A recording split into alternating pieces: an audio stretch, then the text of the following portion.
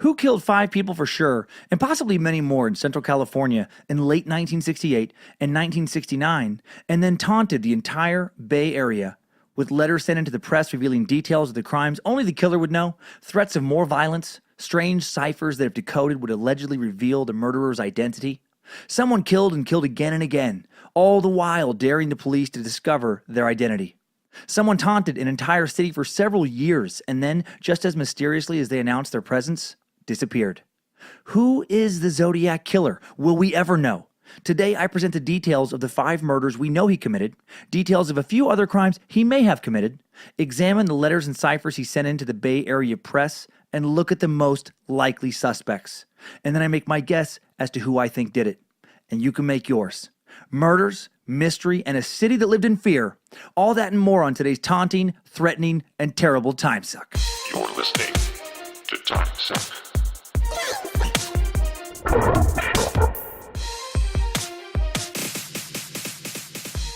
Happy Monday, or Tuesday, or Wednesday, or whenever the hell you're getting your suck on there, Timesucker. I'm Dan Cummins, and this is the Cult of the Curious. This is Timesuck. Hail Nimrod! Thank you so much for all your wonderful emails this past week. Seems like I'm not the only one who got a little freaked out, a little spooked by Monday's Shadow People episode. Got a lot of spooky emails sent my way from you Timesuckers. Some great Timesucker Shadow People encounter stories that I will share at the end of today's episode. And welcome all you new Timesuckers who hopped on over here from the fantastic land of Foon and the Hello from the Magic Tavern podcast, and also from the previous week's fantastic Astonishing Legends podcast. Hope the Timesuck can provide your ear holes even more joy than they were already receiving. Appreciate all the reviews. We are well over 1,500 reviews now and ratings on iTunes, so you have at least 3 more bonus episodes heading your way. One every 3 weeks, starting on Friday, November 24th. I'll figure out a vote for what the topic should be for that bonus suck, the next one very soon, and post the choices on @Timesuck Podcast on Instagram like we've done the past few times. So thank you for making that bonus episode seem to be a regular every 3-week occurrence now. As long as they keep rolling in, it's going to keep happening. Some important new announcements. I just added a Detroit show. The doors are going to open at 7 p.m. on Friday, February 16th at the Magic Bag on 22920 Woodward Avenue in Ferndale. Cool rock venue where I'll be headlining a 7:30 show with James Petrogallo and Jimmy Wisman, the guys from Small Town Murder and Crime and Sports. Tickets go on sale today. There is a link in the episode description. $20 for the show, which is a great price for a live show, all 3 of us. And if you want more live podcasts in your future, very important if you live in the Michigan area that you buy these tickets soon. If ticket sales go well in the following month, a 10 p.m. live Swapcast podcast with James, Jimmy, and I is also going to go on sale. Basically, since I don't have a big track record of doing live podcasts, these venues want to know that the tickets can sell. They want to know that the stand-up show is going to sell first. And then if that sells well, they're willing to take a gamble on the live podcast show. And then if that sells well, I can do many more live podcasts, some with James and Jimmy, some solo. But it starts with the support of these first live shows. And don't worry if you're like, a true purist with Timesuck. You're like, I don't know if I want one of these episodes to be a mashup. It's bonus. It's just for extra fun. It will not replace a Monday episode. It will not replace a Friday bonus episode. It's just even more suck out there and something special and unique. A nice hybrid of a tale told in parts by James, Jimmy, and me. Just a fun mashup, where we just break down a murderous tale together. I think it's going to be a lot of fun, especially to do in front of a live audience. I really love those guys. And I need you guys, you Timesuckers, to rally and make it happen. So again, you got to get those tickets soon for the Detroit show, or there will be no late night live podcast, which hurts the chances of there being future live podcasts anywhere else. Also, I'm in Dayton, Ohio for a few more shows this weekend. I'm in Spokane, Washington this coming week, November 9th through the 11th. Dr. Grins in Grand Rapids, Michigan, November 30th through December 2nd. St. Louis Funny Bone, St. Louis, Missouri, December 7th through the 10th. Comedy Club on State in Madison, Wisconsin, December 14th through 16th. Appleton, Wisconsin was added on December 13th. One night only at Skyline Comedy Club in Appleton. And then rounding out the year at the Comedy Works in Denver, Colorado. I've heard is one of the best clubs in the country. December 28th through New Year's Eve. Bunch of additional 2018 dates will be posted soon on the website, and there's going to be a lot of just kind of one night here, one night there, test shows, see who can show up, for one night, and if those go well, it'll bode well for my future as a comic and as a live podcaster.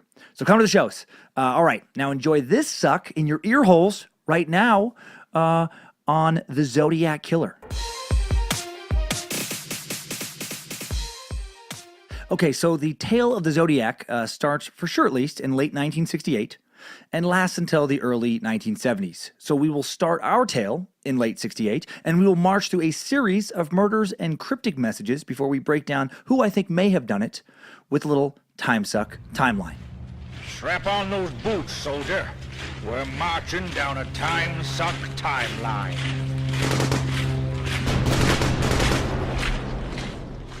December 20th, 1968. The first murders unanimously attributed to the Zodiac Killer. The Zodiac has since been the suspected killer in a few other murders dating back to 1966, but 1968 is the year of the first definitive Zodiac homicides. David Faraday, age 17, and Betty Lou Jensen, age 16, were two young high school students out on their first official date. David was a popular high school student, an Eagle Scout, member of the Vallejo High School wrestling team. Betty Lou was a well-liked, hard-working student with excellent grades. Two solid middle-class California kids with blue-collar families. Betty Lou's family had moved to California from Colorado. David's family was from the area. And according to Betty Lou's friend Sharon, Betty Lou had met David at a party a few months prior. That night she was killed. It wasn't really their first date. They'd been seeing each other in secret for a couple months. Betty Lou's older sister Melody had gotten pregnant recently, married, and then divorced at a young age. So Betty Lou wasn't supposed to date at all. But she'd use me, Sharon says, as an excuse to get out of the house, and then she'd see David that way. So two teens, young and in love, in what should have been the very beginning of their adult lives. The couple had attended a pre-Christmas concert at Vallejo's Hogan High School. It was the last day of school before Christmas break, and it was also their first official date, as Betty Lou's parents had just given their consent for her to see David. The official plan was for them to go to a local restaurant/diner called Mr. Ed's after the concert. Whether they actually made it there and grabbed a bite to eat or not is unknown. Mr. Ed's may have just been a cover. May have been like the official story, and the real plan was for those two bundles of teenage hormones to get to the makeout spot they were heading to later as quickly as possible. During the late evening hours of December 20th, they made it to an unlit area of the two-lane Lake Herman gravel road somewhere near the jurisdictional line between Benicia and Vallejo, an area known to be frequented by young lovers seeking some privacy. Young couples looking to dry hump themselves into a horny mess of blue balls and wet panties. Sorry, I know a lot of women hate the term wet panties. How about moist panties? Is that better? I'm pretty sure that's much, much worse, actually. But that's what we all know went on at the old makeout spot on Lake Herman Road. So back in 1968, the turnout where David and Betty Lou parked for some necking, for some heavy petting, some fooling around. At approximately 11 p.m., local residents Peggy and Homer Yore were returning from Sacramento, heading west on Lake Herman Road. Homer Yore, what an unfortunate name. That's an odd name. I bet he get teased a lot. Is your name seriously Homer Yore? Well, yes, it's Homer Yore. Why would I make up a name like that? Well, you think I haven't been teased my whole life? Homer the boner. The Yore boar. Let's take a snore. The Yore boar's here. Where's your boner, Homer, your boner? Your boner, your Homer? This is boring and stuff like that, but maybe not quite as wordy. Anyway, Homer wanted to check on some pipes as he worked for a construction company, laying pipes in the area. Probably also wanted to personally lay some pipes, so he drove his wife to the makeout spot. Hey-o! Sorry. Just went full bro there for a second. As they passed the turnout, Peggy Yore would recollect in the police report. As they were driving west on Lake Herman Road at the turn off to the Benicia water pumping station, she observed a Rambler station wagon parked with front end heading east. There were two Caucasians in the front seat, male and female. When the lights from the car came upon the station wagon, the male sat up in the seat. I'm sure he did. Oh, God. Mrs. Yore said it was a cold night and she noticed no frost on the station wagon. They proceeded toward the Marshall Ranch, approximately 30 seconds driving time beyond the turnout, where they encountered two raccoon hunters, who would later be identified as Frank Gasser and Robert Connolly. As they turned into the gated entrance, they noticed one of the men had a long-barreled gun, the other had a flashlight. They decided to reverse, head east back to Benicia. When they passed the turnout for a second time, the Rambler of David Faraday and Betty Lou Jensen was still there. The time was a few minutes after 11 p.m. All right, so as of 11 p.m., these two kids appeared to be fine. Nothing weird so far. Just a couple of raccoon hunters, out hunting raccoons at 11 o'clock at night. Just doing a little nighttime raccoon hunting. Just get them critters. Go on, get them. Shoot them. Yeah, shoot them. Yeah. As weird as that is, I realize it's not that crazy for country life. And this area, while it would be much more urbanized and suburbanized now, was pretty rural at this time. I grew up in a very country area, and I spent many a weekend as a kid growing up in Idaho watching my stepdad and his buddies just drink beer and shoot groundhogs on a Saturday afternoon. Were the groundhogs popping out of their groundhog holes in search of human babies to smother in their cribs? Was it a justified killing? Just, damn you, baby smothering evil vermin. I'll shoot every last one of you on your holes. No. Were the groundhogs bothering anyone in any way at all? No, they were not. Were they being hunted for their sweet, succulent groundhog meat? Get some of that tasty, lean groundhog bacon? No, of course not. Shooting groundhogs on the weekend was just a thing that people did because they were bored. Just for fun. Just a game of country whack-a-mole where instead of bonking a fake plastic creature on the head with a rubber mallet when they pop out of their little hole in the game, you just literally blew a real animal's head clean off when it popped out of its real hole, out of its home. Think of that for the animal. It's just, curled up in bed one second. It's, I think I'm going to get out and stretch in the sun. And then, pa! Just fucking exploded head. The things people, would do when the internet didn't exist and your town didn't have a mall or a movie theater. I'd probably still do it. But I digress. Approximately between 11:05 p.m. and 11:10 p.m., David Faraday and Betty Lou Jensen were parked up in Lake Herman Road Turnout when it was believed the Zodiac Killer pulled up beside their Rambler and ordered them both out of the car with a .22 handgun.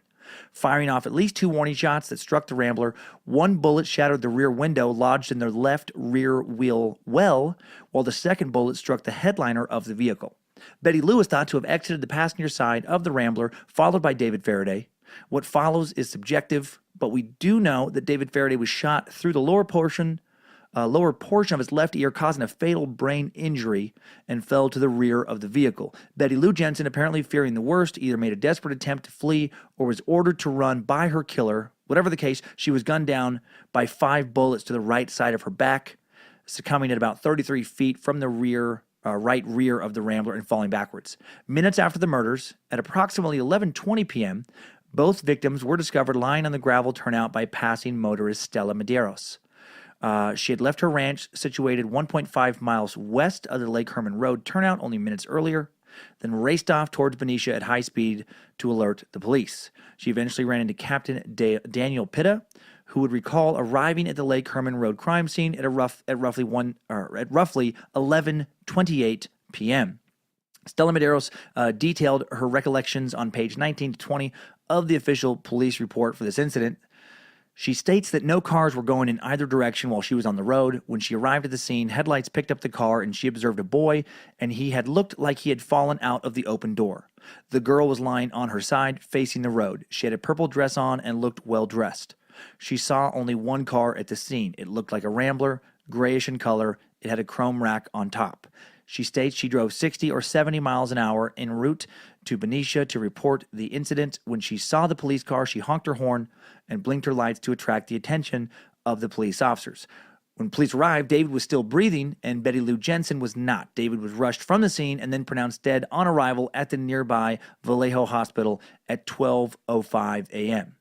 10 expended bullet casings were found strewn at the scene, one of which was found on the front passenger side floorboard of the Rambler, and by the nature of bullet tracks found in the vehicle, it was considered the killer may have fired warning shots to force the couple from the car. However, no tire tracks or footprints were found in the turnout on account of the extremely cold temperature in Benicia on December 20th, 1968, falling to a low of 22 degrees Fahrenheit, or -5 Celsius. Despite the aftermath of a rigorous investigation spearheaded by Sergeant Les Lundblad, stationed in Solano County, the horrific murders went unsolved, the police never narrowing down the investigation to any notable suspects.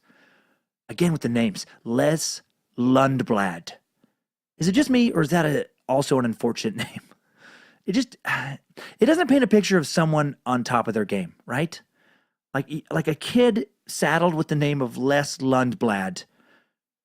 Probably not going to become a CEO. I do feel that names are somewhat important, I feel like I have a name that's not great, but not horrible. It's it's average. Dan. It's a common, it's not noteworthy. It's not shitty. It's not cool. It's just Dan.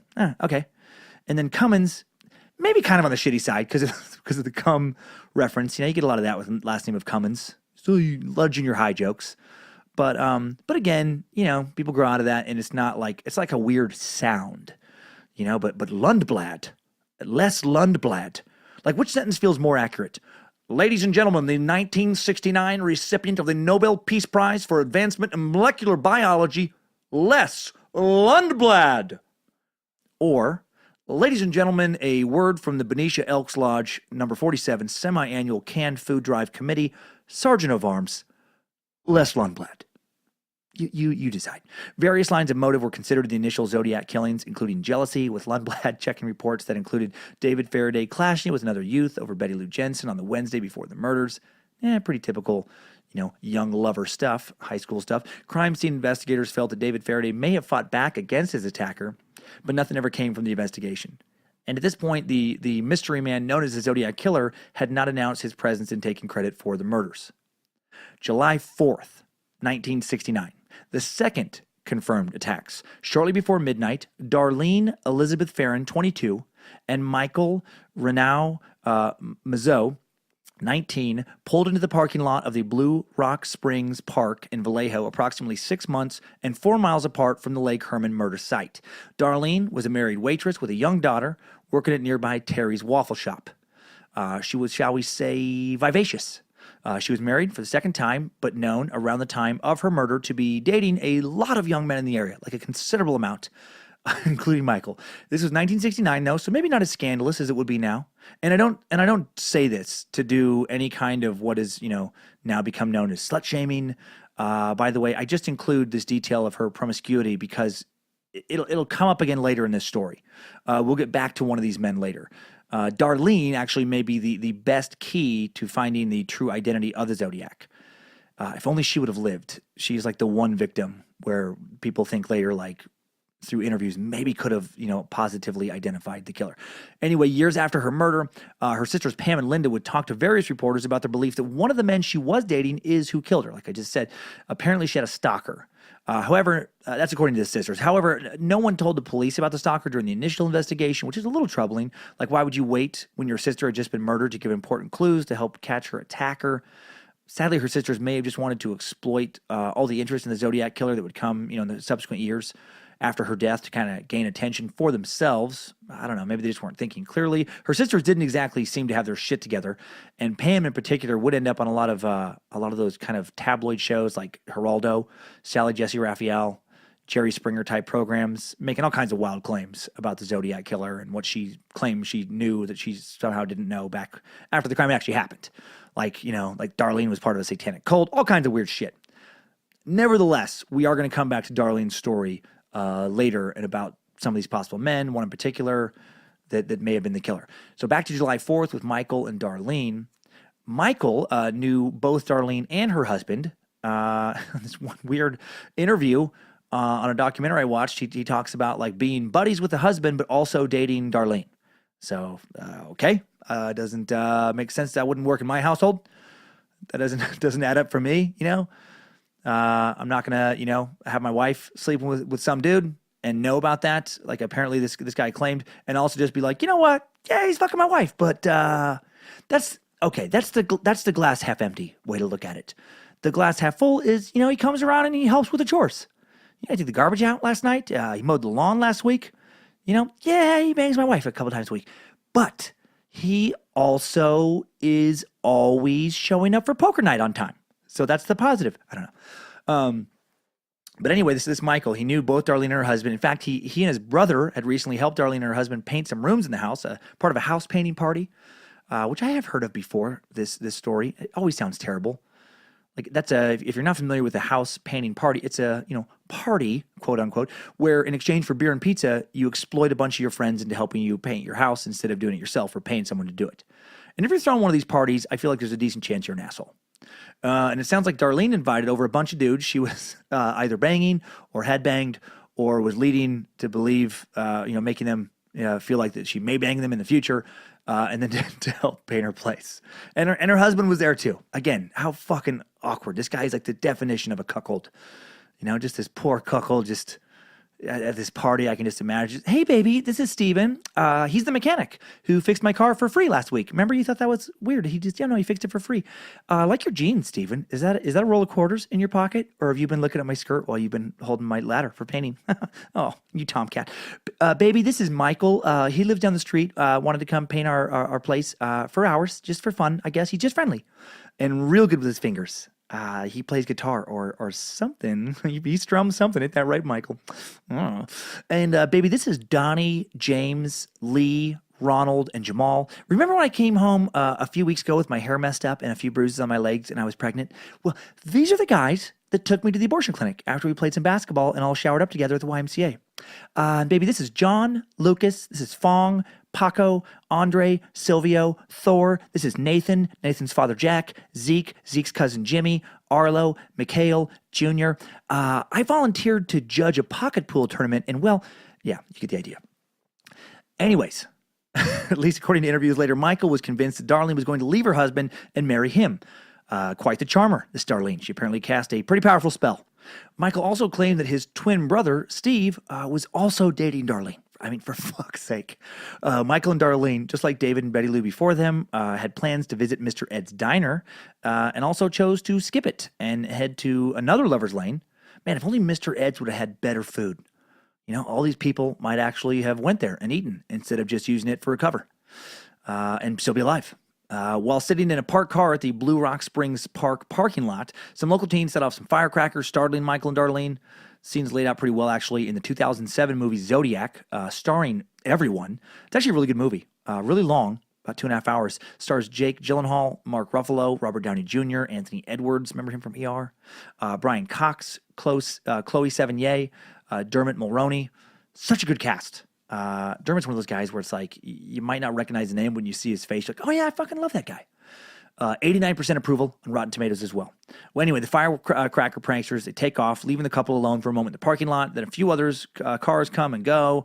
Then the Zodiac shows up. About 5 minutes before the shooting occurred, a vehicle pulled into the lot, coming from the direction of Springs Road in Vallejo. The driver turned the lights off on the car, pulled around to the left or east side of the car, approximately 6 or 8 feet away, sat there for a minute, and then left. Michael asked Darlene if she knew who it was. She seemed to insinuate that she did, but then stated, never mind. Damn it. If she would have just said a fucking name, this guy may not have killed any more people. But she didn't.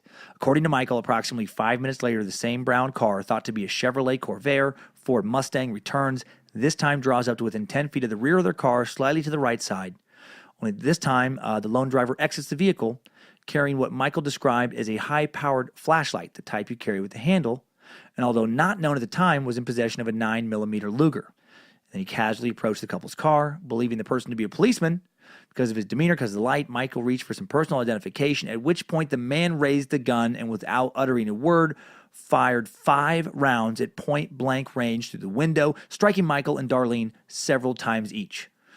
Michael stated he heard a muffled sound, surmising the gun sounded like it had a silencer on it. The first shot hit him right kind of in the face, neck. George Bryant, the son of a caretaker at Blue Rock Springs Park, was in bed at his house located just 800 feet from the parking lot, also heard these shots. He would recall later that he could hear laughing and a few firecrackers being shot off, but he couldn't see anybody. At approximately midnight, he heard what appeared to be a gunshot that was much louder than any of the firecrackers. A short time later, he heard what appeared to be another gunshot. After another short pause, he heard rapid fire of what appears to be gunshots.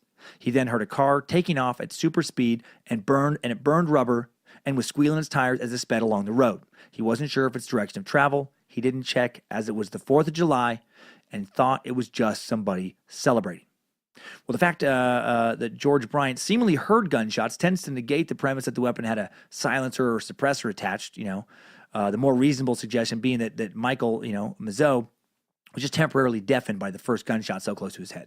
Immediately after the attack began, Michael, in a bid to prevent further injury or blind terror, propelled himself to the rear passenger seats. After the 5 initial shots, the shooter retreated, but then reapproached the car when Michael started to yell, and then he shot Michael and Darlene each twice more. Then he calmly walked away and got back in his car.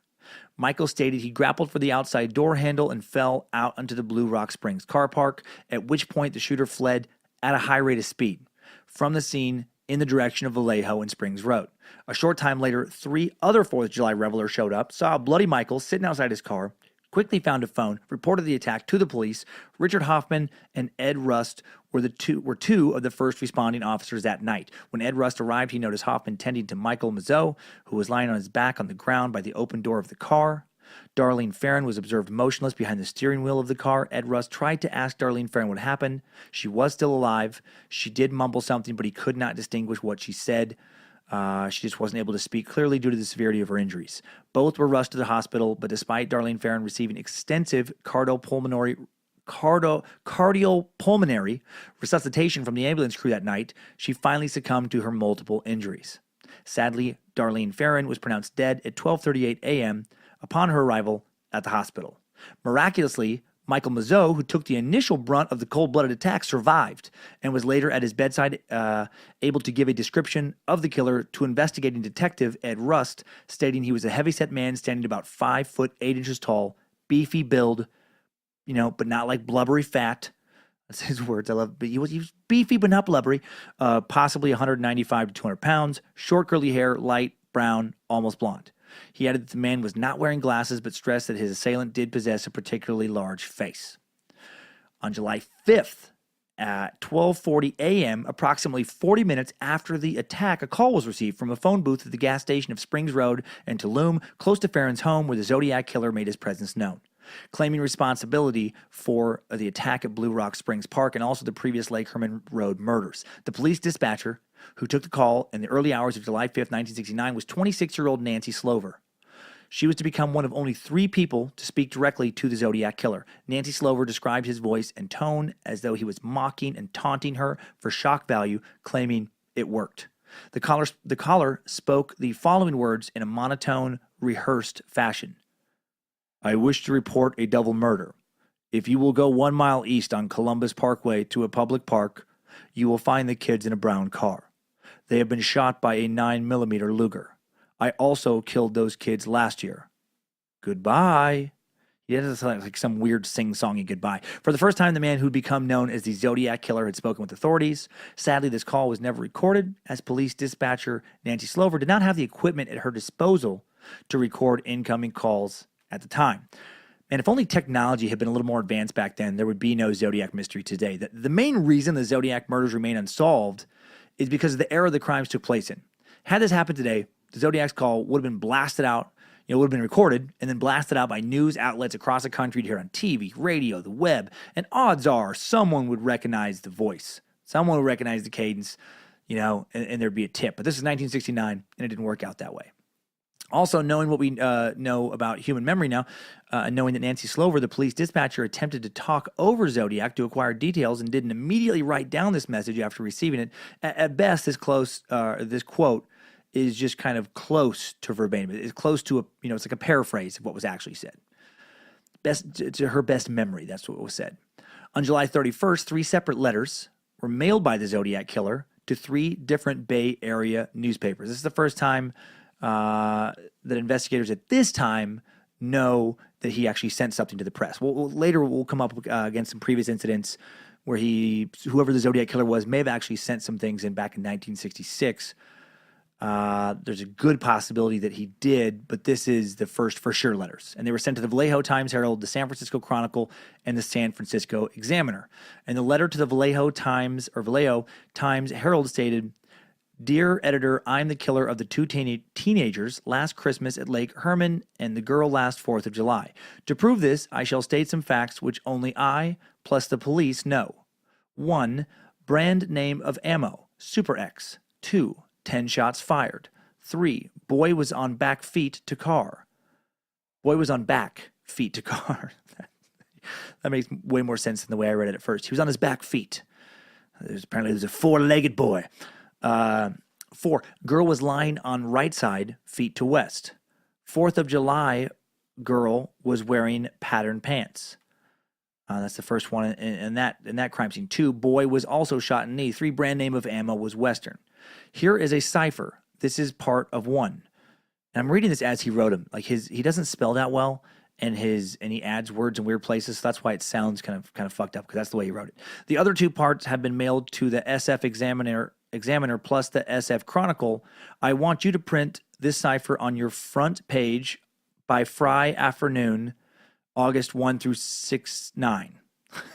If you do not do this, I will go on kill rampage Friday night. That will last the whole weekend.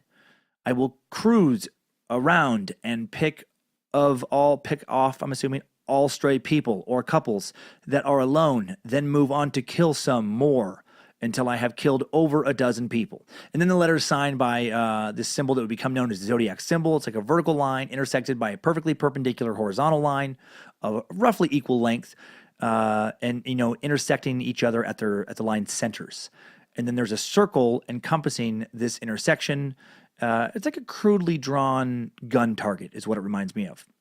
The two other letters said virtually the exact same thing, but then, each included a different third of the cipher, a coded message.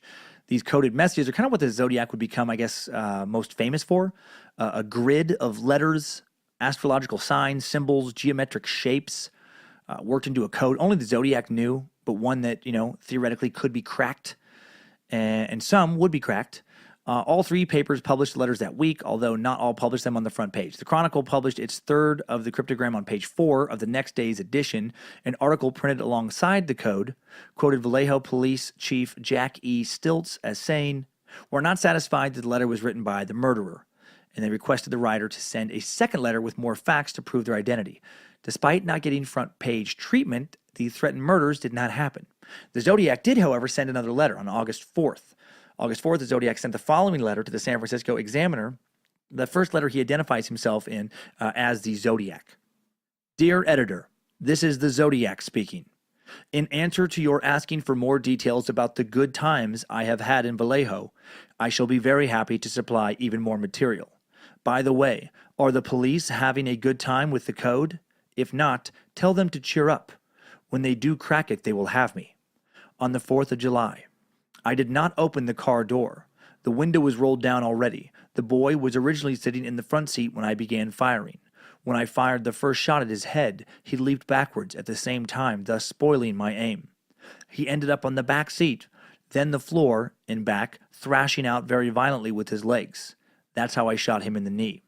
I did not leave the scene of the killing with squealing tires, plus racing engine, as described in the Vallejo paper. I drove away quite slowly so as not to draw attention to my car. The man who told the police that my car was brown was a Negro, about 40 to 45, rather shabbily dressed. I was at this phone booth having some fun with the Vallejo cops when he was walking by.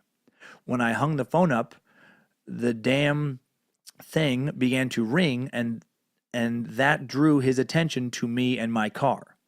Last Christmas. In that episode, the police were wondering as to how I could shoot and hit my victims in the dark. They did not openly state this, but implied this by saying it was a well-lit night and I could see the silhouettes on the horizon. Bullshit. That area is surrounded by high hills plus trees. What I did was tape a small pencil flashlight to the barrel of my gun. If you notice in the center of the beam of light, if you aim it at a wall or ceiling, you will see a black or dark spot in the center of the circle of light, about 3 to 6 inches across. When taped to a gun barrel, the bullet will strike exactly in the center of the black dot in the light.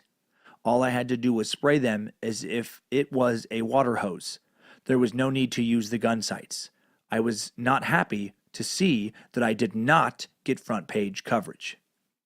Then, just a few days later, on August 8, 1969, Donald and Betty Harden of Salinas, California, cracked the original 408 symbol cryptogram, which is amazing to me because I am horrible at riddles and things like that. Like really, really bad. Like I've played games with a variety of other people where you have to solve riddles. Easily the worst almost every single time I've played. I'm pretty sure I don't have whatever part of the brain requires you to do that. Or constant binge drinking in my young adult life killed whatever brain cells you need for that. I feel like if I was assigned to cracking that eventually, I would just get so frustrated, I would just make up shit. Just, well, I did crack it. Yeah, no, I got it. Do I have my notes? No, that's for me. Does a magician reveal his secrets? No, I'm the code breaker. I keep my code breaking notes to myself. Here's what it is, for sure. He says that he loves Fruit Loops. Says they taste good, and they have lots of vitamins. So what's the big deal? if a grown man wants to eat them, he says a grown up should be able to eat Fruit Loops and not be made fun of by the grown ups. And he says unless every diner in San Francisco starts to carry them, more people are going to die. Are you sure that's what it says? Don't you like Fruit Loops? Hey, you see that little circle symbol? That's a loop. See that triangle thingy? That's an ancient Egyptian symbol for fruit. I don't think that's true. Hey, who's the official decoder? You or me? It's me. I'm fucking telling you. You want some fucking Fruit Loops? I don't know. I'd snap. Okay, here's what the message really said. It said, I like killing people because it is so much fun. It is more fun than killing wild game in the forest because man is the most dangerous animal of all. To kill something gives me the most thrilling experience. It is even better than getting your rocks off with a girl. The best part of it is that when I die, I will be reborn in paradise. And they have killed those, I don't know, THEI. And those people who I've killed will become my slaves.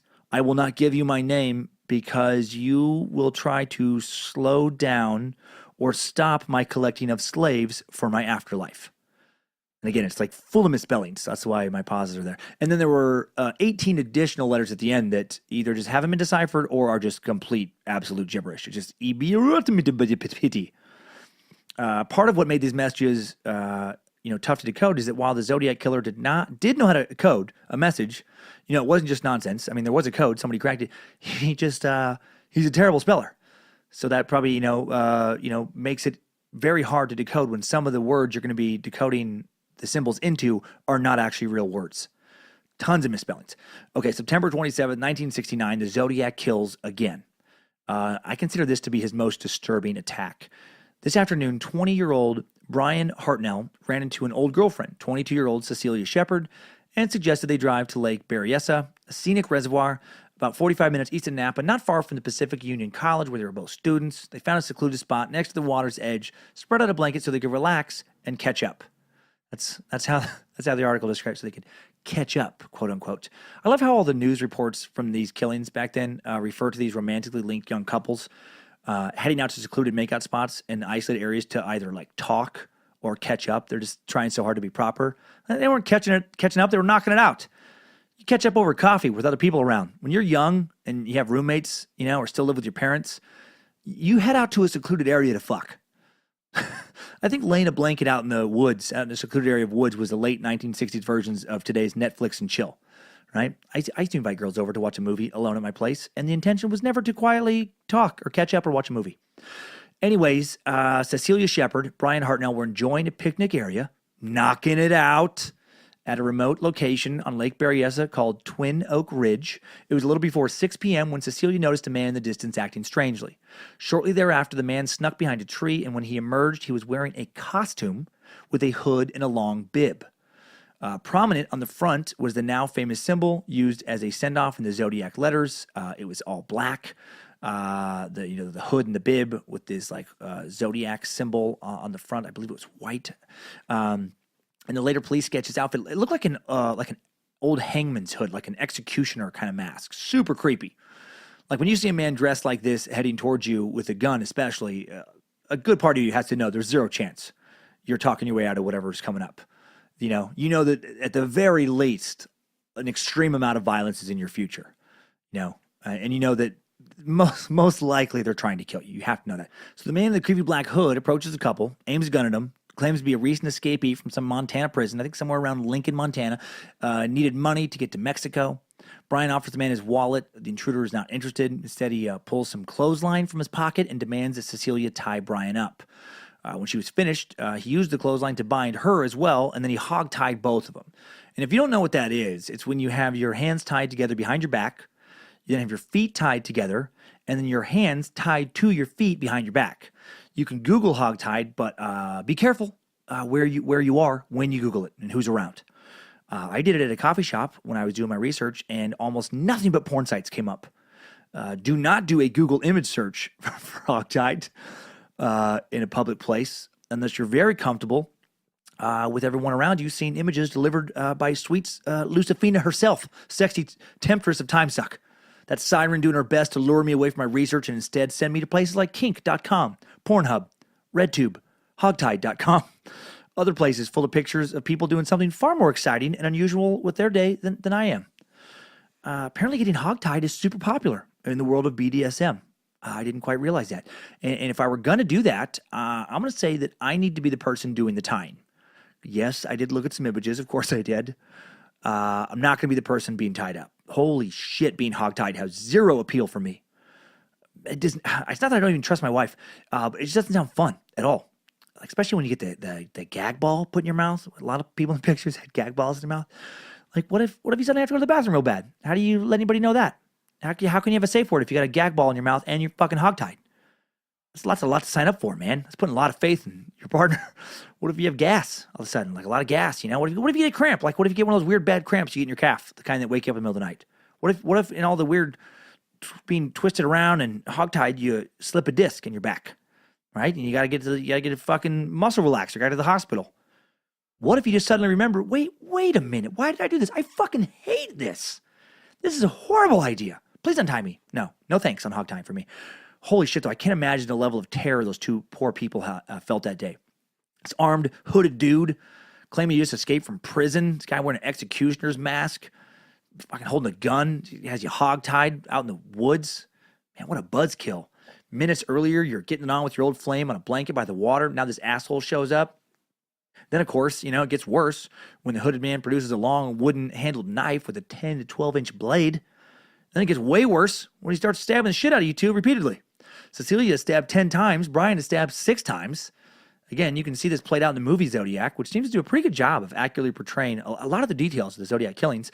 Cecilia screams, thrashes as she's stabbed, as I imagine one is likely to do in that situation. Man, my God. The Zodiac continues to stab her until she's quiet. Brian is somehow able to play dead after 6 stab wounds, and he survives. Not sure how you pull that off, unless your body starts to go into shock at that point or something, and the pain of each subsequent stab wound just is considerably less than the previous ones. After the hooded man left, Brian manages to get the attention of a fisherman passing by in a boat, who then speeds off for help, which is great, great that he goes for help. Not so great that he leaves Brian hogtied. Not sure how that call was determined, I would think you would pull up and, untie Brian and Cecilia, put him in a boat, take him to a doctor, something, but I don't know, maybe the water didn't allow the boat to reach the shore in that spot. Maybe the fisherman wasn't strong enough to carry either of them to the boat. Maybe he really just didn't want to risk being hogtied, which, pretty reasonable. Just, please help us, we've been stabbed. Oh my God, you've been stabbed? All right, I'll be back with help. Okay. Can't you untie us and take us with you? What? I didn't catch that last part. I'm gonna go for help now. How could you not hear that? You're in the same spot you were when you heard me yell the first time.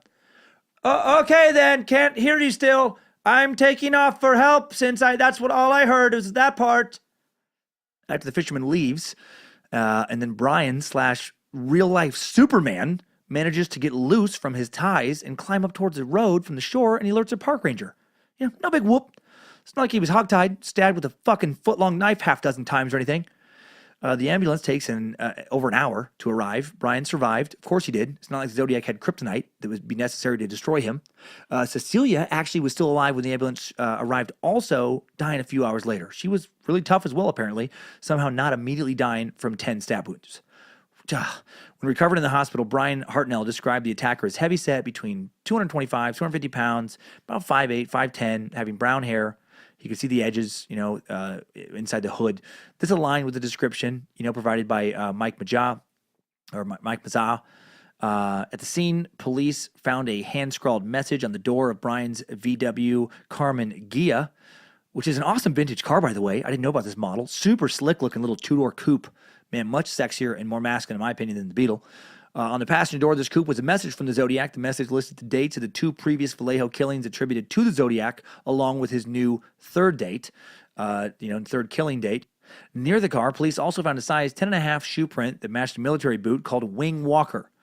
Based on the pressure, it was determined that the wearer was probably around 200, 220 pounds, so in the range the 2 witnesses described. About an hour after the attack, Napa police received a call from a phone booth in downtown Napa, 27 miles away, from a man taking responsibility for the crime, telling police where to find the bodies. The police raced to the phone booth, but the man was long gone. They were, however, able to grab a latent set of prints that could have come from the killer.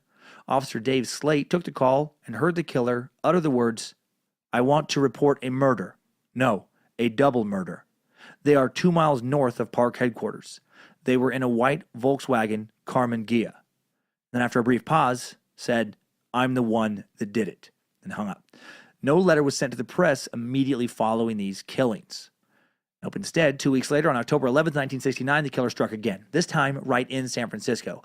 Paul Stein was a 29-year-old husband and student who had moved to San Francisco from nearby Modesto and was studying at San Francisco State University, where he was working towards earning his doctorate in English.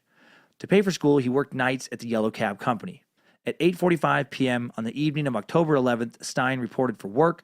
He's given a waiting fare from Pier 64, San Francisco, to the San Francisco airport. He picks up his fare at approximately 9:20, drives to the airport, and then rather than wait in the long queue for an airport pickup fare, he decides to head to the theater district / downtown, which was, known to be busy this time.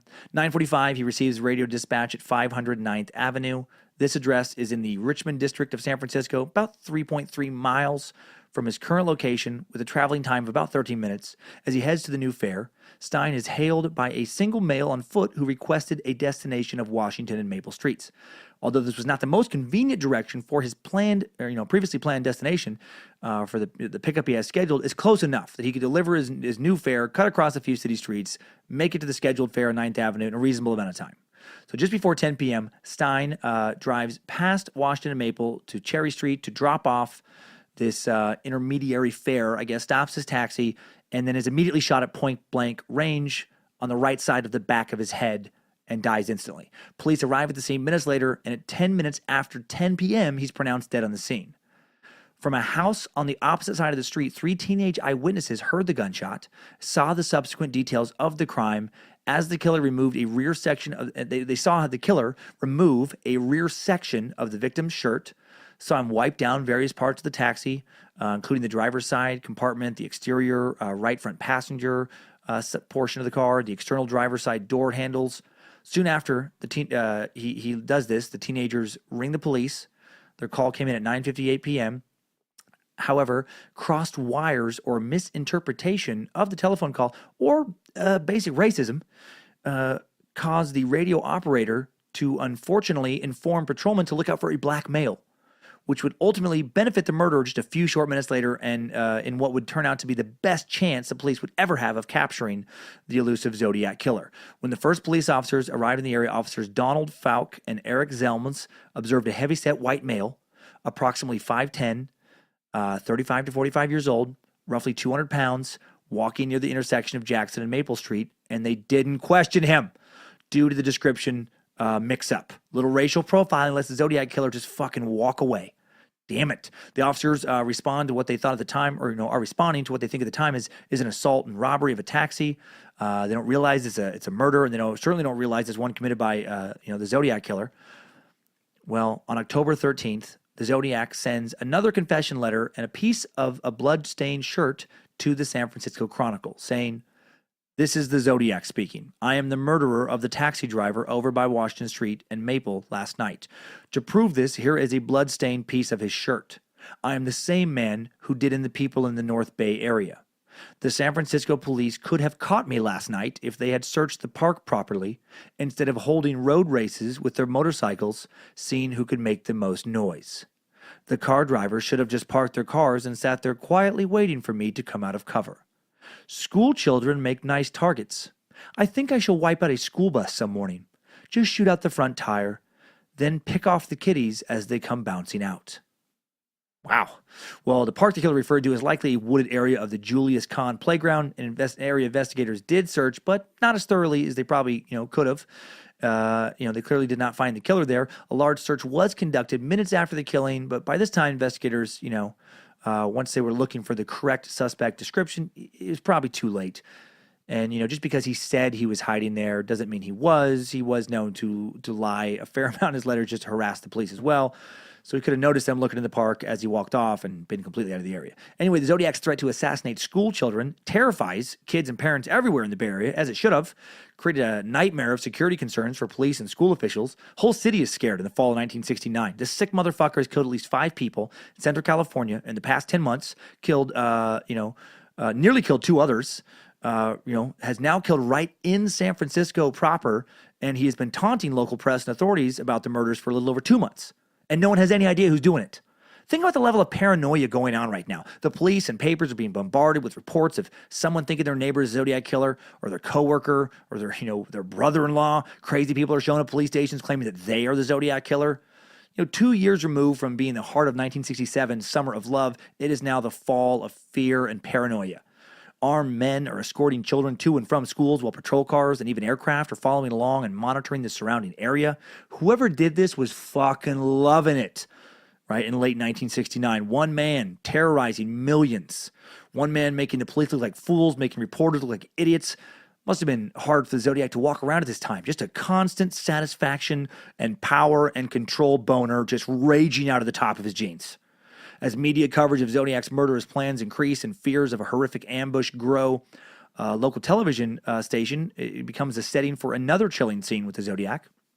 Just under 2 weeks later, in the early morning hours of October 22nd, 1969, the Oakland Police Department received a phone call from a man claiming to be the Zodiac. The caller said he wanted famous Boston attorney F. Lee Bailey to appear on a local television talk show, but told the operator that he would settle for San Francisco lawyer Melvin Belli. In the event, Bailey was unable to appear. Well, hours later, Belli would be the guest on the show with host Jim Dunbar. A man called the KGO television station several times and in conversation with Belli claimed he was a Zodiac and that his real name was Sam. One exchange revealed that Sam had been interested in Belli for quite some time. Okay, so I want to play some of a recording of this call-in. Sorry for the hum. This is the best quality recording I could find of this event. Talk to us. Just tell us what's going on inside you right now, Sam. That's Dunbar talking. I have headache. Right. How long have you had those headaches? That's the lie. In a long time? Since I killed a kid. And then he just kind of goes on to ramble on, for the most part. And then every once in a while say something outrageous. Like at one point he just threatens, I'm going to kill those kids. Belli persuades Sam to meet with him in person, but due to the media circus surrounding the secret meeting, no one is surprised when Sam fails to appear. The agreed-upon location, because there's all kinds of police and reporters around. Efforts to trace Sam's call to the KGO switchboard were unsuccessful. However, that didn't matter that they were unable to trace the calls, and it didn't matter that he didn't show up because it probably was not him. Very highly likely that it was not the Zodiac killer that was talking there. Scared the shit out of the city. I'm sure the real Zodiac got a big kick out of it, but Brian Hartnell, the surviving Zodiac stabbing victim, and the two other police dispatchers who had spoken with the real Zodiac after listening to audio tapes of the caller's voice during this call, all agreed that this Sam was an imposter. And this imposter, he had just proved how much power the Zodiac held over the city of San Francisco. On November 8th, 1969, the real Zodiac once again corresponds with the press, mailing a card and a 340-character cipher to the San Francisco Chronicle. The front of the card features an image of a wet pen hanging from a string and says, "Sorry I haven't written, but I just washed my pen." Inside it says, "This is the Zodiac speaking. I thought you would need a good laugh before you hear the bad news. You won't get the news for a while yet. P.S. Could you print this cipher on your front page? I get awfully lonely when I am ignored. So lonely, I could do my thing." Lots of exclamation points after thing there. Thing is in caps. I mean, this asshole is just so happy with himself. Must have been so hard not to share his joy with someone, just anyone. Kind of remarkable in a way that he could keep such a powerful secret to himself. I couldn't. If I had an entire city afraid of me, I'd fuck it up, for sure. I'd probably have too much to drink one night, overhear some people talking about, reading about me in the papers, and eventually I'd be like, that's me. I did that. What you're just talking about. That's me. It's all me, for real. I'm Zodiac. I'm a Zodiac, so you don't want to fuck with me. Can I buy you ladies a drink? No, hey, go, calm down. I'm not gonna kill you. I'm not gonna kill you. I just want to talk to you, about other people that I have killed. Why are you leaving? Come on, don't do that. Let me get you a drink. Stick around, and I'll write the next letter while you're here. Well, we can write it together. Stick around. Why are you calling the police? If they catch me, you're not going to have a mystery anymore. Come on. Don't make me hog-tie you. Do not make me hog-tie you. This is how people get killed. Be fucking... I'm amazed that a murderous lunatic could keep a secret like this. Well, while the cipher was unable to be decoded by authorities at the time, later code breakers will claim to decode it, and we'll talk about one of those code breakers later in this episode. who broke it in a way that makes sense to me. We'll see if it makes sense to you. See if you feel like it's legit.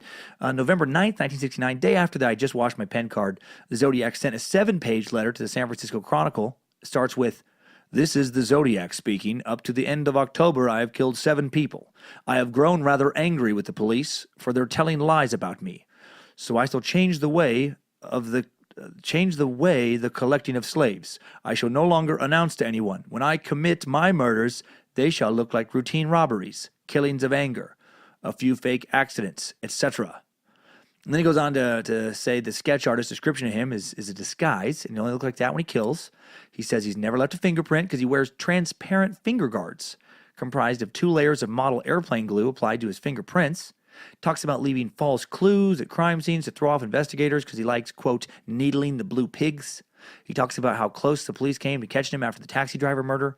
He even claims that some police spoke to him 10 minutes after the homicide, asked him if he'd seen anyone suspicious, and then he sent them on a wild goose chase. If that did happen, the police didn't report it. He states, "Hey, pig, doesn't it rile you up to have your nose rubbed in your boo-boos?" This guy's a real ass. He refers to his earlier school bus threats, writing, "If you cops think I'm going to take on a bus the way I stated I was, you deserve to have holes in your heads." And then he alludes to bombing school buses with a homemade bomb, a.k.a. a death machine. And he claims to have stored this death machine in his basement, and he lists the ingredients for this bomb. Clearly, this guy has issues with authority.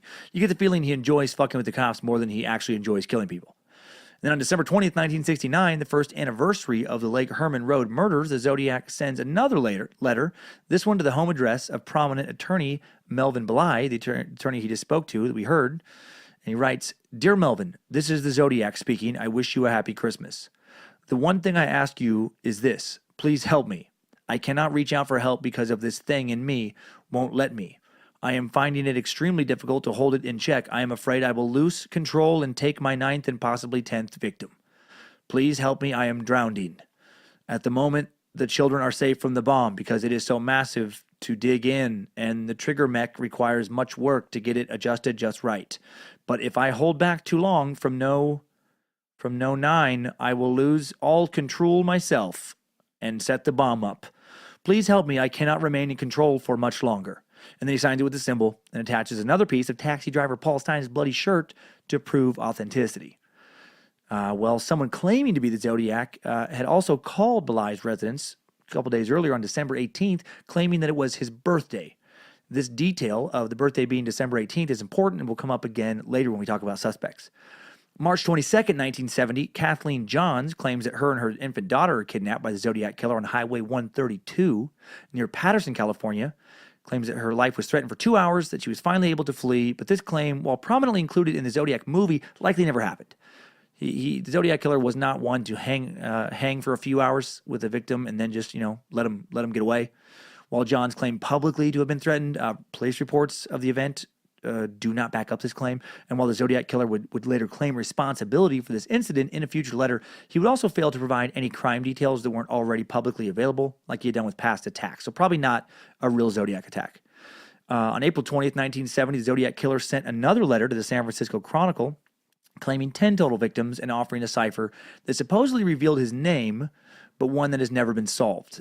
He ends the letter with a score, Zodiac 10, SFPD 0. Just over a week later, on April 28th, he sends another letter to the San Francisco Chronicle, a greeting card where he again references wanting to blow up a bus. He also asked the paper to ask its readers to start wearing buttons with the Zodiac symbol on them, stating, "Everyone else has these buttons, like Black Power, Melvin eats blubber, etc. Well, it would cheer me up considerably if I saw a lot of people wearing my button. Please no nasty ones like Melvin's. Thank you." Signed with the Zodiac symbol. So apparently there was some other causes that had buttons around town. Some Save the Whale. I don't know what the Melvin Blubber one. I didn't think it was worth looking into. Who gives a shit? Some fucking blubber cause. Some the Black Power cause. And he would like a button. What a delusional nut. What an odd request for a murderer. Right? What a strange... He's been coming across like an evil genius, and then he makes this weird button turn. Just, "First, I will kill several innocent people. Yes, that is stage 1 for my plan for total domination of the Bay Area. Spilling the blood of the innocents. And then stage 2, I will taunt the police and the papers with threatening letters and undecipherable codes. Yes, I will baffle. I will terrify millions. And then, stage 3, buttons. Oh, the sweet buttons! I will awake to see hundreds of thousands of my little crosshair zodiac symbol buttons worn by adults and children alike. And the police, most of all the police, mostly the police will wear my 10 buttons on their uniforms, but no less than 10, but also no more than 20. That's too many buttons. It would start to look silly if someone had like 100 zodiac buttons, and it would, then it would feel patronizing. And then, once the entire city is wearing the proper amount of my buttons, stage 4. And stage 4 is I've thought of it. Stage 4 is more buttons, but a different color and size of button. First, you will wear my small buttons. Then you will wear a larger, different colored button. And then finally, I will have a successful button business, which is all I ever wanted in the first. I don't know. Weird button shit. So, 1970, more letters flow into the Chronicle. A letter postmarked June 26, 1970. He complains that he's bummed out that no one's wearing his buttons. There's fucking buttons in this guy. He actually writes, I am rather unhappy because you people will not wear some nice Zodiac buttons. Really hung up on the whole button thing. He claims another murder in a letter to the Chronicle postmarked July 24th, 1970. The Zodiac takes credit for Kathleen John's abduction as well. Do you want me to kill? Is that what you want? Do you have any idea how infuriating to walk all over town and not see a single fucking button anywhere is? I must have seen 1,000 buttons yesterday, 100 alone for the Grateful Dead. None for me. I even saw some CCR buttons. What the fuck? July 26, 1970 letter, the Zodiac paraphrased a song from the Mikado. Later 19th century British opera, adding his own lyrics about making a little list of the ways he's planned to torture his slaves in paradise. His current score is Zodiac 13, SFPD 0. Card was sent on October 7th to the Chronicle with a skeleton on the front and the words, From your secret pal, I feel it in my bones. You ache to know my name, and so I'll clue in, ... And then on the back it says, by fire, by gun, by knife, by rope, paradise slaves. Kind of in this weird, paradise slaves are like, paradise is running vertically, slaves are running horizontally through them, forming that little kind of zodiac symbol, and then the other ones are, it's strangely arranged, all those words. October 27th, 1970, Chronicle reporter Paul Avery, who had been covering the Zodiac case, received a Halloween card signed with the letter Z and the Zodiac's cross circle symbol. Handwritten on the card was the note, Peekaboo, you are doomed. Scared the shit out of him. But yeah, of course it would. The threat was taken seriously, received front page story on the Chronicle. Still no buttons, but at least he's getting that, front page treatment he loves. Soon after receiving this letter, Avery receives an anonymous letter alerting him to the similarities between the Zodiac's activities and the unsolved murder of Sherry Jo Bates, which had occurred 4 years earlier at City College in Riverside in the greater Los Angeles area, more than 400 miles south of San Francisco. He reported his findings in the Chronicle on November 16, 1970. On October 30th, 1966, 18-year-old Sherry Jo Bates, a student at this college, Riverside Community College, spent the evening at the campus library annex until it closed at 9. Neighbors reported hearing a scream around 10:30. Bates was found dead the next morning, a short distance from the library between two abandoned houses slated to be demolished for campus renovations. The wires in her Volkswagen's distributing cap had been pulled out. She was brutally beaten and stabbed to death. However, police don't believe this was actually a Zodiac murder, despite a fair amount of evidence linking this crime to the killer. A month later, on November 29, 1966, nearly identical typewritten letters were mailed to the Riverside Police and the Riverside Press Enterprise titled The Confession. The author claimed responsibility for the Bates murder, providing details of the crime that were not released to the public. The author warned that Bates is not the first and she will not be the last. In December 1966, a poem was discovered carved into the bottom side of a desktop in the Riverside City College Library, titled Sick of Living, Unwilling to Die. The poem's language and handwriting resembled that of the Zodiac's letters. It was signed with what was assumed to be the initials RH. During the 1970 investigation, Sherwood Morrill, California's top question documents examiner / handwriting analyst, expressed his opinion that the poem was written by the Zodiac. On April 30, 1967, exactly 6 months after the Bates murder, Bates' father, Joseph, the Press Enterprise, and the Riverside Police all received nearly identical letters. A handwritten scrawl, the Press Enterprise and police copies read that says, Bates had to die, there will be more. with a small scribble at the bottom that resembled the letter Z. Joseph Bates' copy read, "She had to die, there will be more," this time without the Z signature. Again, though, because of police investigation information that has never been released, local authorities did not think the Zodiac did it. They had another guy that there was their prime suspect, not the Zodiac. They I guess were open to the possibility the Zodiac somehow gained information about these, crimes and tried to take credit for them. Others do think the Zodiac probably did do it. So these are like, out of the unsolved crimes of the Zodiac, these are like the most unsolved. On March 22nd, 1971, going back to our timeline in the chronology of it, a postcard to the Chronicle addressed to reporter Paul Averly, believed to be from the Zodiac, appeared to claim responsibility for the disappearance of Donna Lass on September 6, 1970. It was made from a collage of advertisements and magazine lettering, featured a scene from an advertisement for Forest Pines condominiums in the Tex Sierra Club, sought victim 12, peeked through the pines, past Lake Tahoe areas, around in the snow. Zodiac's cross circle symbol was in both the place of the usual return address and the lower right section of the front face of the postcard. However, no evidence has been uncovered to connect the last disappearance with the Zodiac killer definitively, mostly because the body of Lass, a 25-year-old nurse who worked at a first aid station for the Sahara Casino, just never been found. In 1974, after the Pines card, the Zodiac remained silent for nearly 3 years. The Chronicle then received a letter from the Zodiac, postmarked January 29th, 1974, praising The Exorcist as the best satirical comedy that I have ever seen. Weird. The letter included a snippet of verse from the Mikado again, and an unusual symbol at the bottom that has remained unexplained by researchers. Zodiac concluded the letter with the new score, Me 37, SFPD 0. Numerous letters have popped up since, but none have been thought to be produced by the Zodiac by most experts. Even the 1974 one's questionable by some. Some think he did that one, some don't. After that, most think the letters that came in later were not written by the Zodiac killer. So who did it? Who was the Zodiac killer? Let's pop out of this timeline and take a little look-see. Good job, soldier. You made it back. Barely.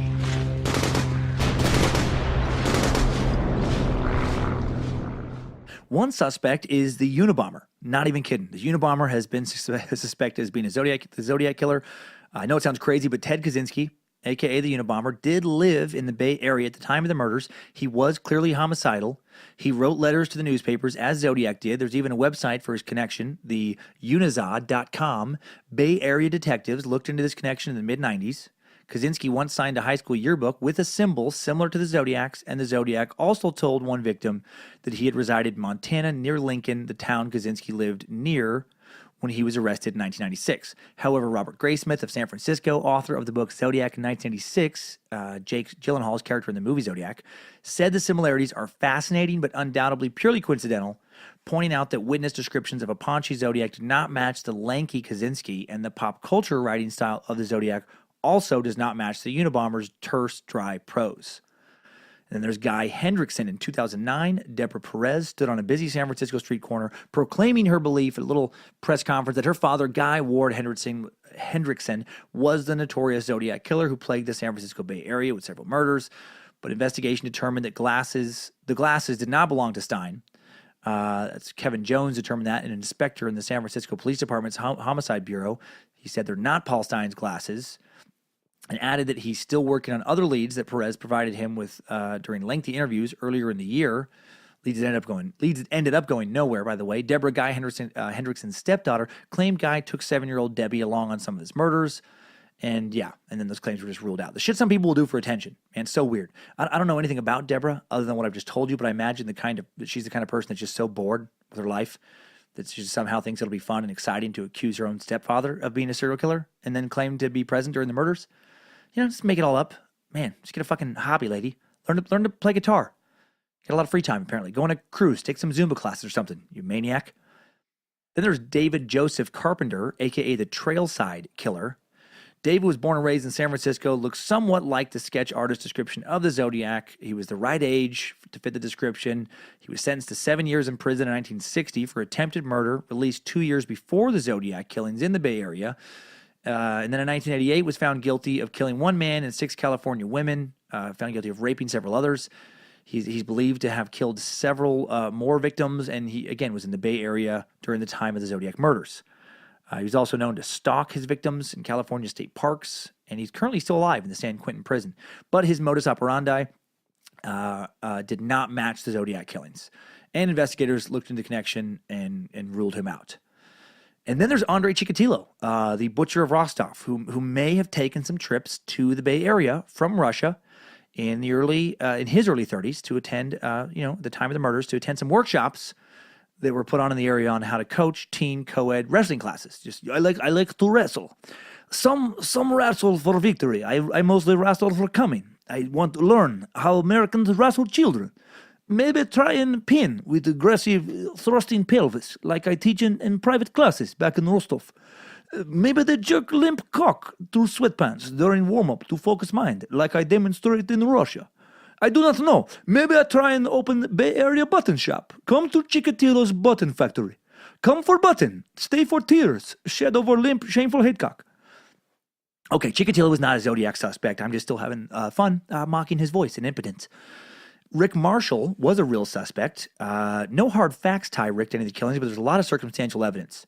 He lived in Riverside near the murder scene of Sherry Jo Bates in 1966, and then in a basement residence in Scott Street, San Francisco, just a few miles from Washington and Cherry Street, where taxi driver Paul Stein was killed with a single shot to the head.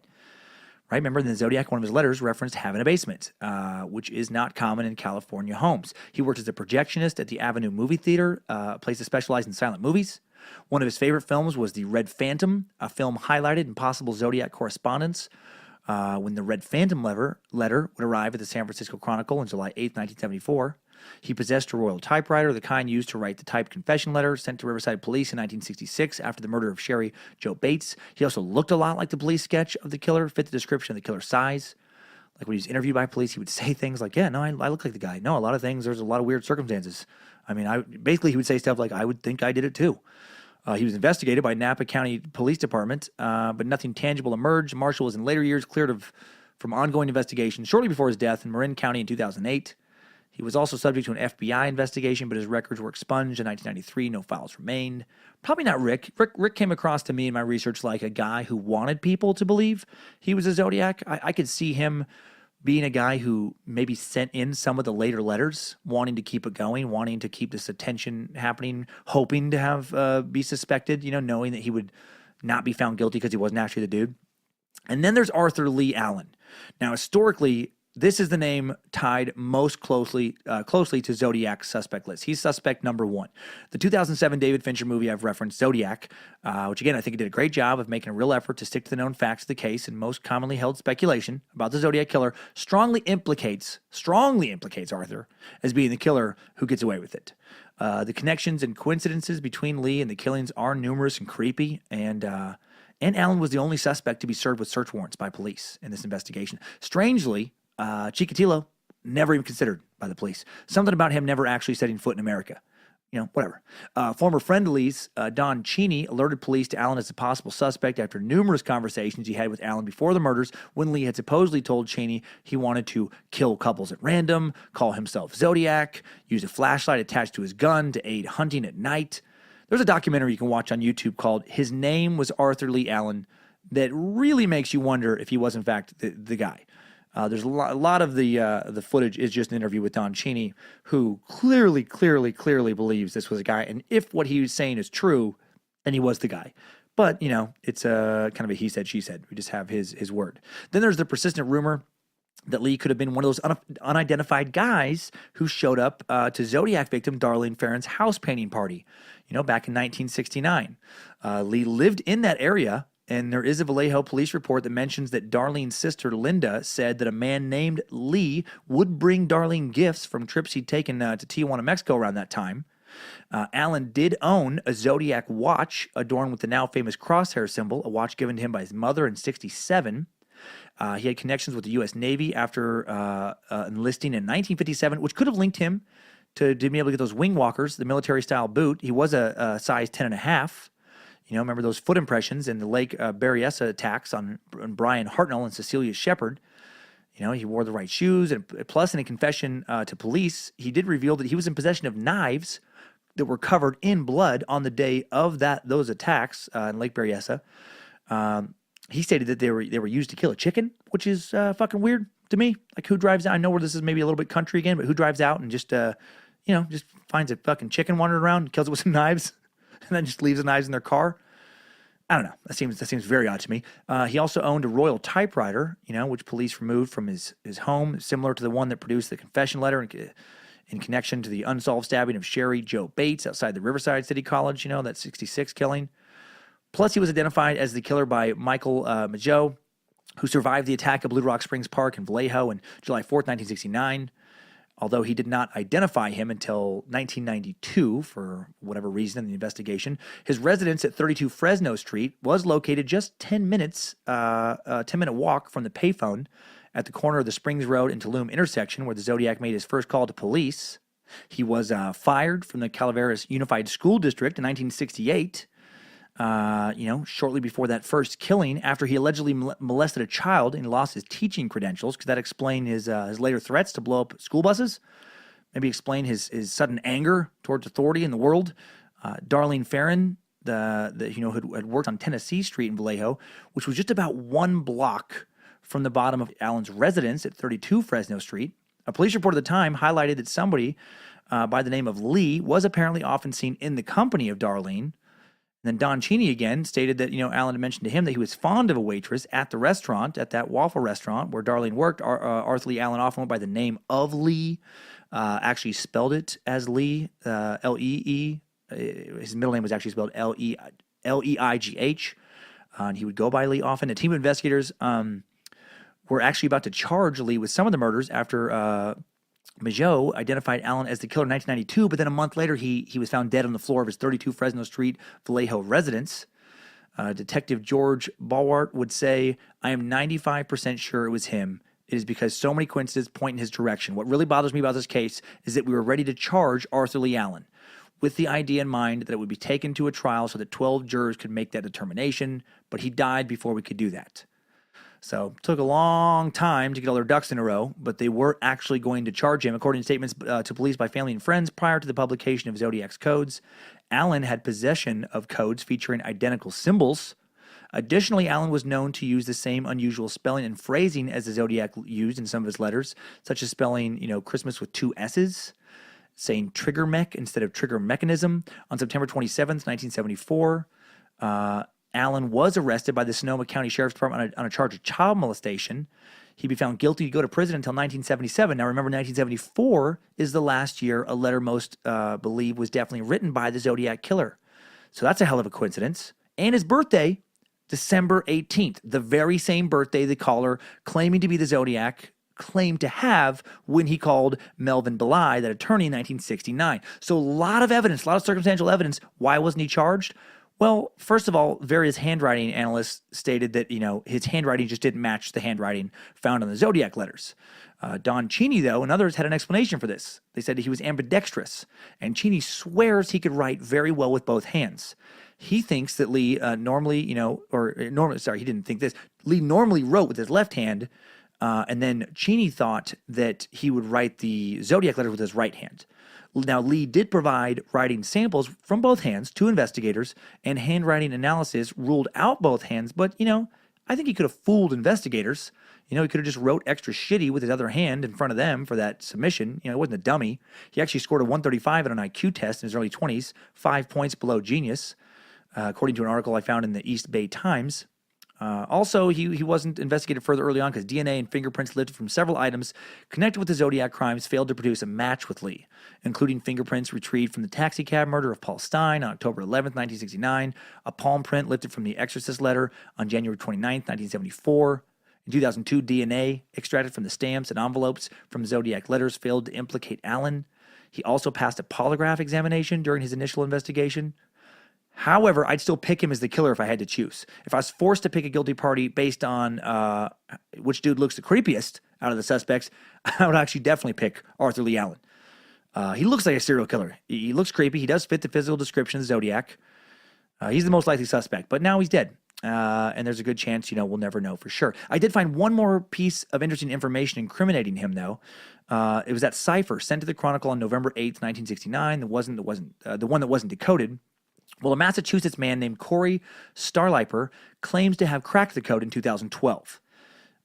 He was inspired initially by that 2007 David Fincher movie, Zodiac. Then he read Robert Graysmith's books about the killer.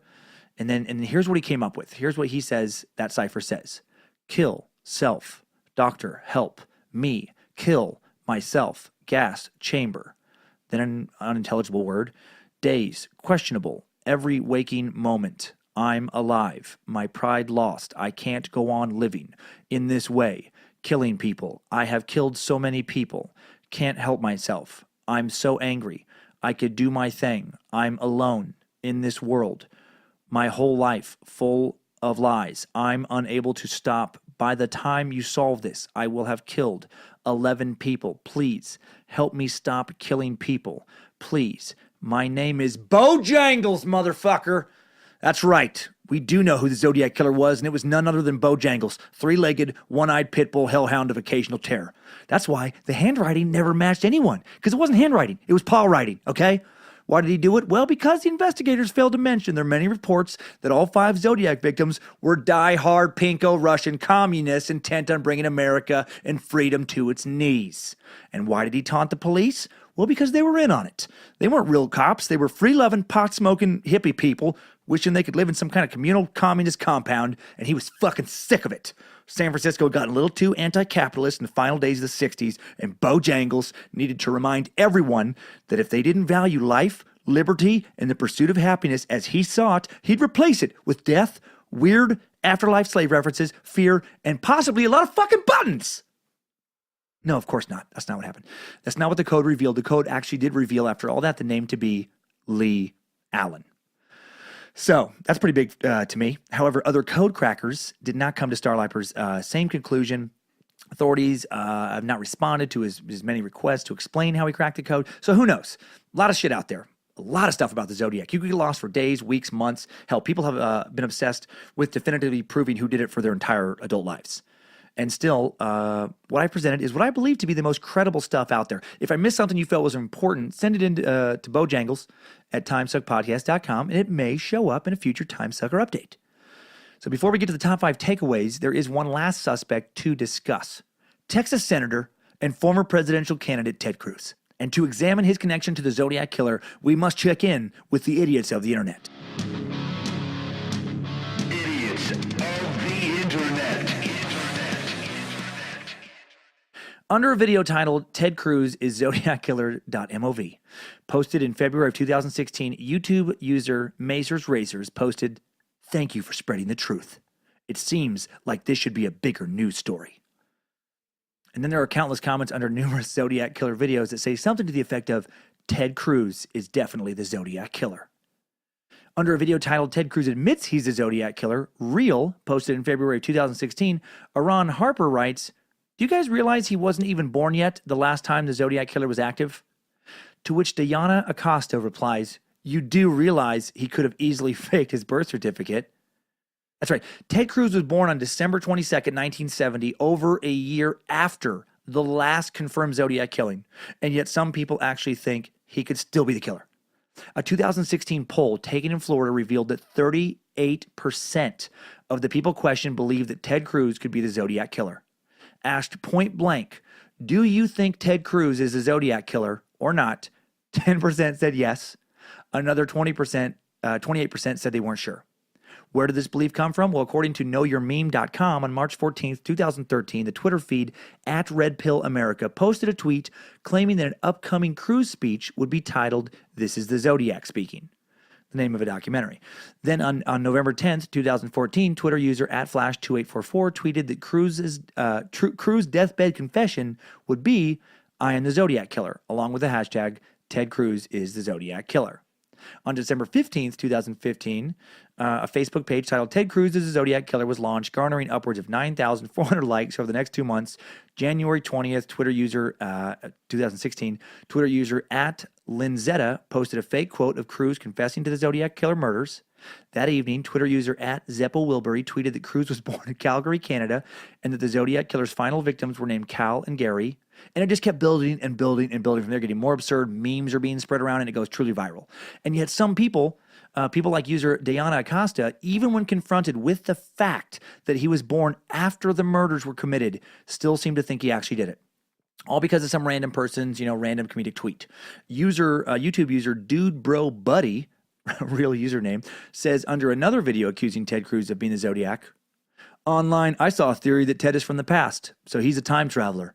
And he and he came to the future, and he really is the Zodiac killer, but we're giving him that idea of becoming the Zodiac killer. And underneath this post, user Lady Running says, there's nothing wrong with wanting a serial killer as president. What in the fuck are you two talking about? Instead of just accepting the obvious truth that it is mathematically impossible for Ted Cruz to be the Zodiac, you jump to time travel. Something else that may end up proving to be impossible to carry out. And then someone else thinks that there's not a problem with a serial killer for a president. I think there are a lot of problems with that. I think, we all make mistakes. Just because maybe you tried some drugs when you were younger or weren't faithful to a spouse or got a DUI or committed some misdemeanors, when you were younger. I think you should still be able to maybe run for president if you've proven that you've learned from those mistakes. But killing a series of strangers and then taunting the police and victims' families about it for years, I think that disqualifies you. I think that's going to come up, in the debates and hurt your, nomination chances. So, Mr. Cruz, when dealing with a member of Congress ideologically opposed to your legislative agendas, do you think you'll be willing to compromise and still pass some form of your original legislation? Or do you think you'll hogtie and stab them and then send some cryptic letters to the press as you've done previously? Now, look, I know a lot of YouTube posts are left there by kids, and there's a lot of posts left there by trolls who don't mean what they say. However, some of these people do mean what they say, and that's scary. It's scary that 10% of people polled in Florida thought Ted Cruz was definitely the Zodiac killer.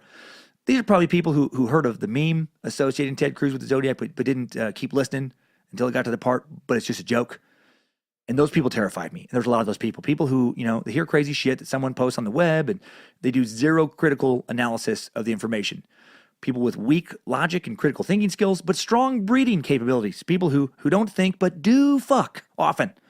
People who don't research their opinions but do pass on their opinions to their kids and vote and teach and actively participate in their communities. And that is why I love it when you people call me on my mistakes and you help me get smarter. You help me learn. Help me evolve. And when you tell me how much you enjoy learning something yourself, something new, and having discussions, intellectual discussions about it with other Timesuck people, talking about other Timesuck topics, you remind me that not everyone is an idiot of the internet. Idiots of the internet. All right, so what do we think about the Zodiac? I think I understand why some people are obsessed. It's a really rare example of someone not only committing horrible crimes and getting away with it, but also taunting the police, taunting the press over and over for several years and still getting away with that. And on top of all that, sending in ciphers and daring the world to crack codes revealing their identity. It's like something out of a movie.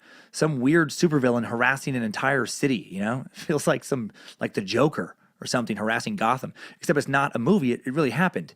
And then it turned into a great movie. Mysteries like this bother us, I think, for several reasons.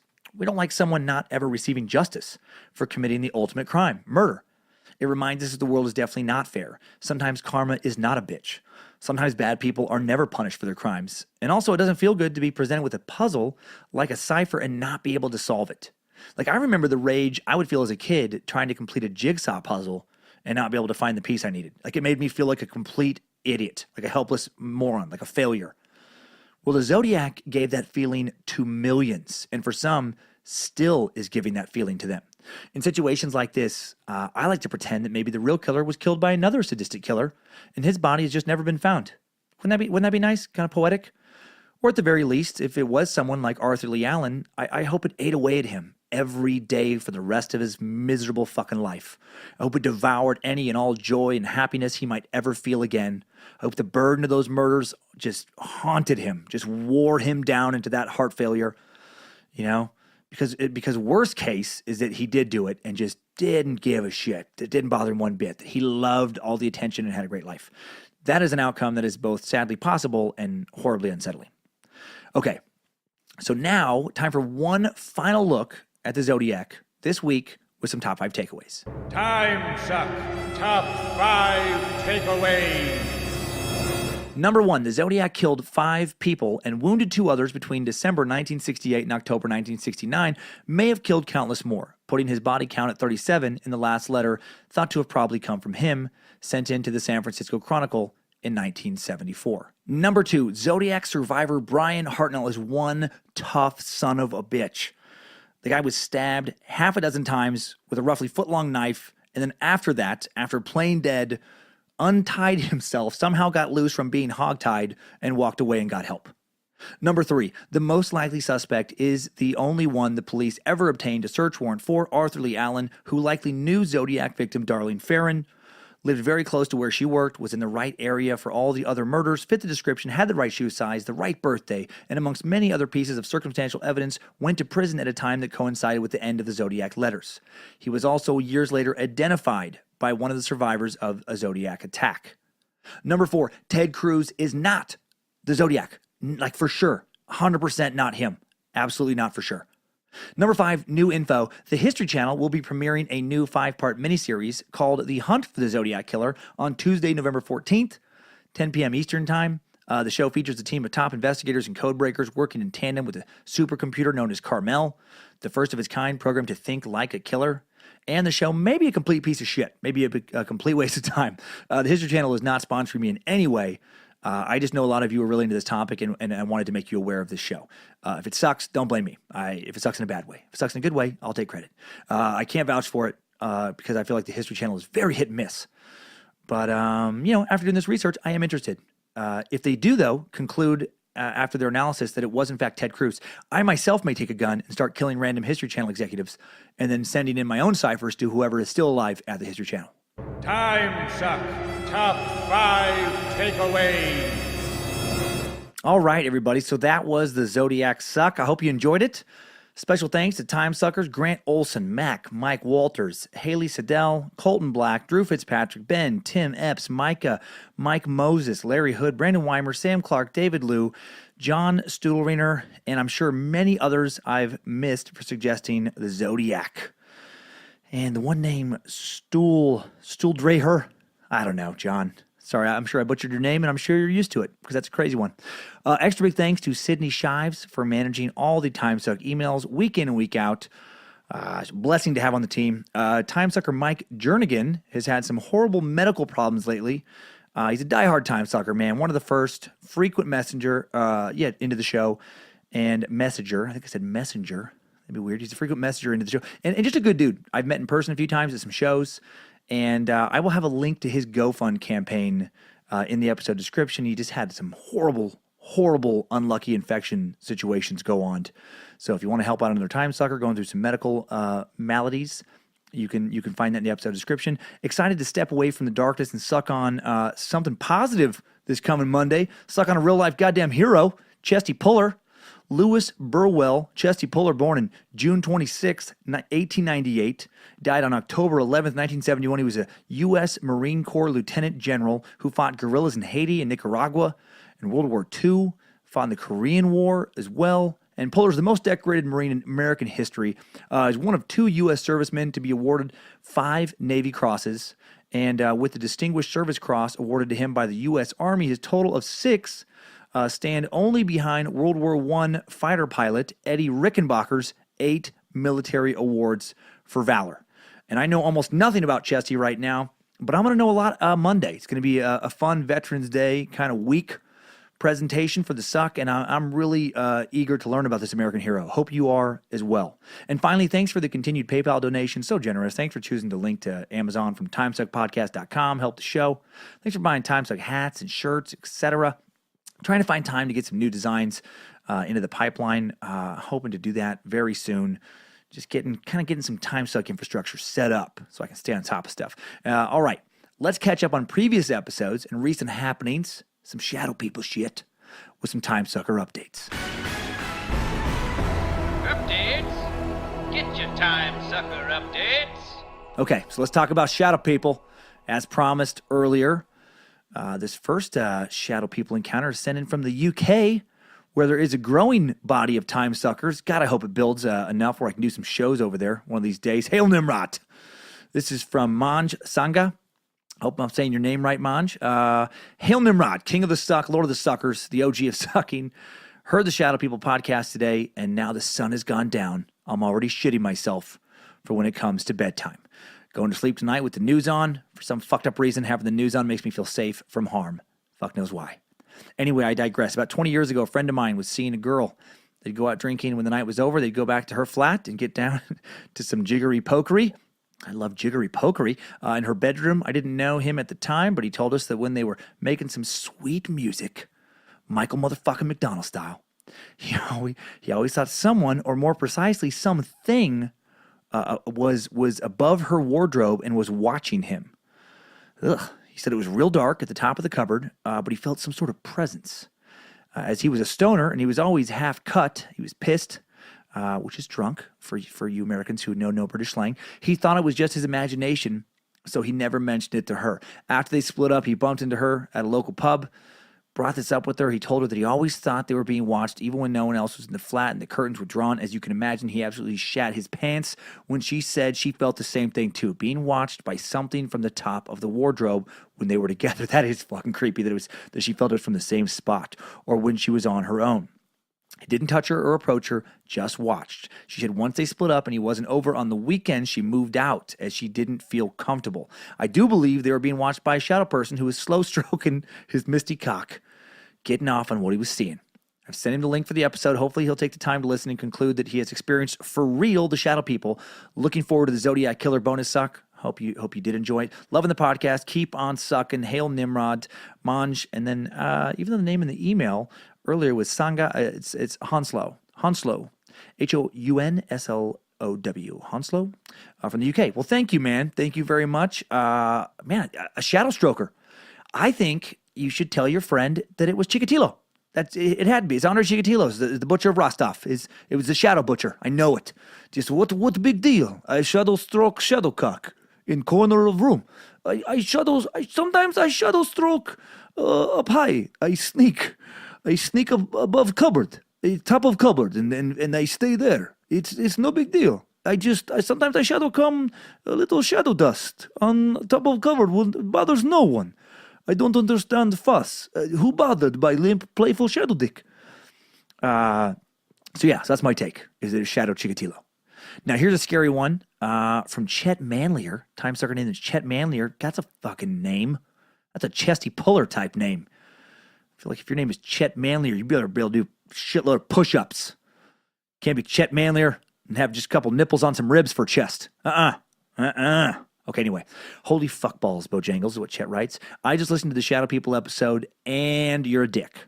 While listening to this, sitting in my shitty cubicle, trying to edit photos, you get into this topic. Allow me to elaborate on the name calling. Going back to about a year and a half ago, I was talking with my wife, whose mother-like best friend is a paranormal enthusiast, about how the house we were staying in had a spirit we only knew as Mary. Mary was an old woman that had passed away in the house years prior, but never seemed to be a malicious or evil spirit. I said I knew about her, but never really encountered her. It may have been a couple nights since then, but one night I met Mary. I was sleeping, and it was around 3 a.m. when I was woken up by a heavy-ass pressure on my chest, completely immobilized and unable to catch my breath. It lasted for about 30 seconds, best guess. Afterward, my wife woke up to my erratic breathing, and I told her I had met Mary and immediately fell back asleep. I didn't feel threatened, as I believed it was her way of saying, hey, fuck, here I am, and let it go. Now, about 3 months after that, I had another experience. To provide backstory, we were going through a rough patch, and I'm far from religious, thus opening up my spirit to outside influence. Her friend's words, not mine. My next encounter was far more scary. I would say it was again around 3 a.m., and I woke up only to find I could not move but could see. I watched as a dark figure, being about 4 foot tall, wearing a dark blue Victorian-era dress with a high collar, long sleeves, and white lace around the neck and cuffs of the sleeves. There was no face, only darkness as if shadow filling the dress. She entered the room through the window/wall and then moved in a quick-like motion from the window around the foot of the bed. Motherfucker, I'm getting the chills again. I thought the scary shit was over. And approached my side of the bed. Once she was at my side, she reached with her hand and proceeded to smother my face while beginning to fillet me with a rapid movement. I was petrified. I tried with every ounce of strength to move my hand over to wake my wife, but I couldn't move at all. My breathing now closer to hyperventilating, my wife woke up and tried to wake me.